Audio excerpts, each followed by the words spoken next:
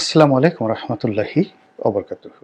সম্মানিত দর্শক, মার্কিন প্রেসিডেন্ট ডোনাল্ড ট্রাম্প ক্ষমতায় আসার পর একের পর এক প্রলয়ঙ্কারী ঘটনা ঘটিয়ে যাচ্ছেন। নিজ দেশের অভ্যন্তরে এমন সব যুগান্তকারী সিদ্ধান্ত তিনি নিচ্ছেন যা কিনা পুরো মার্কিন সাম্রাজ্যের ১০০ বছরের ইতিহাসকে রীতিমতো ওলটপালট করে দিয়ে যাচ্ছে। তার অনেক সিদ্ধান্ত আন্তর্জাতিক ব্যাপারে, সেটি মধ্যপ্রাচ্য, Europe, Latin America, Canada, Australia থেকে শুরু করে একেবারে আমাদের দক্ষিণ পূর্ব এশিয়ার অনেক দেশের রীতিমতো ভাগ্য নিয়ে টানাটানি শুরু হয়ে গেছে। এবং তিনি এই সময়টিতে এসে তার জিদ আমেরিকা ফার্স্ট এবং তার টার্গেট যে কোনো মূল্যে আমেরিকার স্বার্থ অক্ষুণ্ণ রাখতে হবে এবং অপ্রয়োজনীয় অর্থ ব্যয় করা যাবে না। এবং এই কাজ করতে গিয়ে তিনি দীর্ঘদিনের বিশ্বাস এবং দীর্ঘদিনের যে ঐতিহ্য সব তছনছ করে ছেড়ে দিয়েছেন। ইতিমধ্যেই সিআইএর অসংখ্য লোকের চাকরি গিয়েছে। সরকারি বহু কর্মকর্তাদের নিয়োগ তিনি বাতিল করেছেন। অনেক দেশে তার যে বরাদ্দ ছিল সেই বরাদ্দ তিনি বন্ধ করে দিয়েছেন। এমনকি জাতিসংঘ থেকে তিনি তার সদস্যপদ, কয়েকটি প্রতিষ্ঠান থেকে তার সদস্যপদ প্রত্যাহার করে নিয়েছেন। অনেকগুলো প্রতিষ্ঠানে তারা নিয়মিত অনুদান দিতেন, খুব ব্যাপক আকারে অনুদান দিতেন। বিশ্ব স্বাস্থ্য সংস্থা থেকে শুরু করে আরও কয়েকটি প্রতিষ্ঠান, সেখান থেকে তারা সকল সাহায্য প্রত্যাহার করে নিয়েছেন। এবং আরেকটি ভয়ানক ব্যাপার হলো, নিজেদের আধিপত্য বজায় রাখার জন্য তারা বিশ্বের বিভিন্ন দেশের রাজনীতিতে গুরুত্বপূর্ণ ভূমিকা পালন করতেন এবং সেই রাজনীতিকে কলুষিত করার জন্য, প্রভাবিত করার জন্য এবং সেই সকল দেশের সরকার পরিবর্তনের জন্য তাদের একটা গুপ্ত পরিকল্পনা ছিল, যেটিকে আমেরিকার ভাষায় বলা হতো ডিপ স্টেট। তো সেই ডিপ স্টেট পরিকল্পনার অধীন তাদেরই রাষ্ট্রীয় প্রতিষ্ঠান ইউএসএআইডি, অর্থাৎ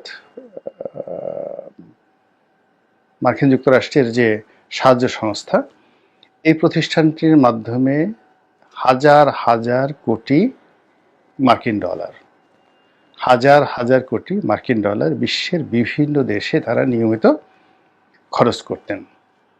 এখন আমাদের এই বাংলাদেশে এবং ভারতে ডিপ স্টেটের ভূমিকা কি, এগুলো নিয়ে অনেক আগের থেকে আলোচনা হচ্ছিল। এবং শেখ হাসিনা যখন প্রধানমন্ত্রী ছিলেন, তিনি অনেকটা ঠোঁটকাটা স্বভাবের মানুষ ছিলেন। ফলে তিনি খোলামেলাভাবে সব কথাই তিনি বলে দিতেন যে আমার কাছে এখন এই সেন্ট মার্টিন চাচ্ছে, আমি যদি সেন্ট মার্টিন দিয়ে দিই তাহলে তারা আমাকে ক্ষমতায় রাখবে, আর সেন্ট মার্টিন না দিলে ক্ষমতায় রাখবে না। এরপর ইমরান খান যখন ক্ষমতাচ্যুত হলো, তিনি একেবারে সরাসরি ডোনাল্ড লু নামক একজন ব্যক্তিকে আঙ্গুলে নির্দেশ করে বললেন তার চক্রান্তে পাকিস্তান সেনাবাহিনী এবং পাকিস্তান সেনা গোয়েন্দা সংস্থা আইএসআই তারা অর্থ বিনিয়োগ করে তারা এই ইমরান খানের সরকারকে তারা হটিয়ে দিয়েছে। এবং ইমরান খানকে পার্লামেন্টারি কুয়ের মাধ্যমে সেই ডিজেল মাওলানা নামক জনকে মাওলানা ফজলুর রহমান সেই গ্রুপকে খেপিয়ে দিয়ে যেভাবে মার্কিন যুক্তরাষ্ট্র সেখানে খেলা খেলেছে এবং ইমরান খানকে যেভাবে জেলে নিয়েছে, সেই বিষয়টি শেখ হাসিনার জন্য একটা অশনি সংকেত ছিল।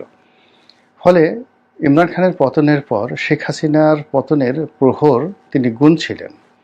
এবং ডোনাল্ড লু খুব ঘন ঘন বাংলাদেশে আসছিলেন, এবং ডোনাল্ড লু যেই কয়বারই বাংলাদেশে এসেছিলেন সেই কয়বারই বাংলাদেশে রীতিমতো লু হাওয়া বয়ে গিয়েছিল, কম্পন শুরু হয়েছিল রাজনীতির অঙ্গনে।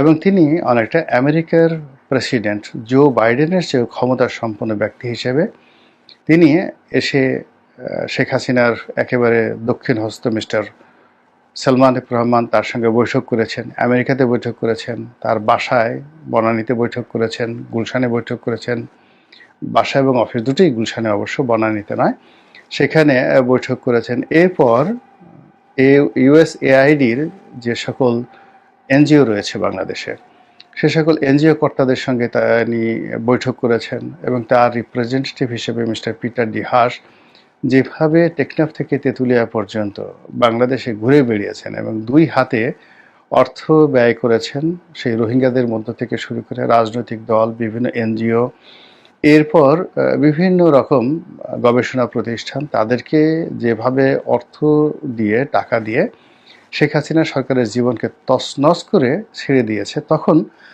আমরা আসলে সাধারণ যারা জনগণ, আমরা আমেরিকার পক্ষ অবলম্বন করেছি। অনেকেই আমেরিকার পক্ষ অবলম্বন করেছি এবং আমি নিজেও উচ্ছ্বসিত প্রশংসা করেছি মিস্টার ডোনাল্ড লুয়ের এবং মিস্টার পিটার ডি হাসের। কিন্তু তারা যে আমেরিকার একটা অর্থ নিয়ে বা ডিপ স্টেট পলিসির আওতায় শেখ হাসিনাকে তারা পরিবর্তন করতে চান তাদের নিজস্ব স্বার্থে, এটা আমরা বুঝতে পারিনি। ডোনাল্ড ট্রাম্প যদি ক্ষমতায় না আসতেন এবং তিনি যদি এই সকল ডোনাল্ড লু, পিটার ডি হাস এদের বিরুদ্ধে ব্যবস্থা না নিতেন এবং ডিপ স্টেটের যে সকল গুপ্ত কথা, সেই সকল কথা যদি প্রকাশ না করতেন, আমরা হয়তো জানতেও পারতাম না।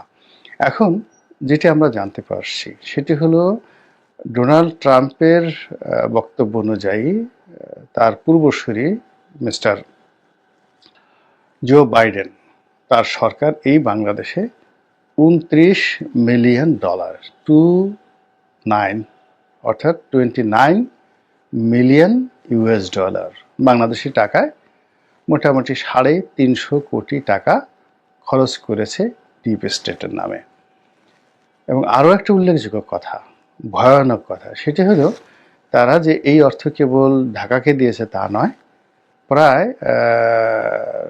সমপরিমাণ বা একটু বেশি $31 মিলিয়ন, অর্থাৎ $450 কোটি টাকা তারা দিয়েছে দিল্লিকে।